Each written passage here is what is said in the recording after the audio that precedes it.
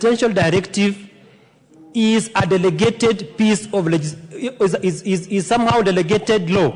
Honorable Speaker, we must look at a way so that we have the Committee on Delegated Legislation review presidential directives. Honorable Speaker, because sometimes presidential directives has been a subject of misuse by many state departments. Honorable Speaker, sometimes a directive is given by the President.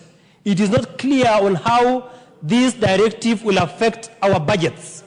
It is not clear on how these directives must be handled. Honorable Speaker, it is incumbent upon this House to review how we handle presidential directives so that they don't become conduits for corruption and impunity.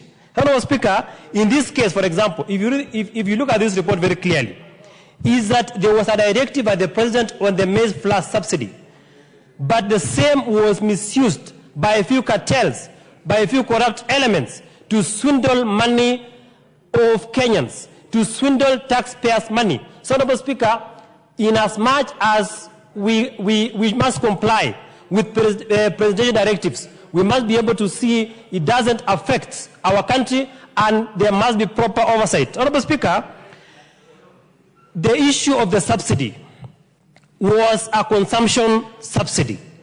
But I thank the current president because when he came into office, he said, let us do away with consumption subsidy, and we introduced what you call production subsidy. That is why you see the issue of subsidized fertilizer. So the issue of production subsidy is something that will help this country. Final, Honorable Speaker, if you read this report, what you see is impunity and corruption. Honorable Speaker, this House must be able to support this report.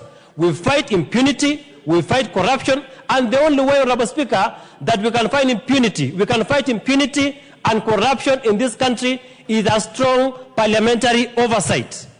Members of Parliament in this House, irrespective of which aisle they sit in this House, must be able to look at this report, irrespective of who it affects, irrespective of who it touches. We must stand firm as a House and we say no to impunity, no to corruption, no to misuse of public funds, so that we can be able to slay this dragon of corruption that we have seen in this report in terms of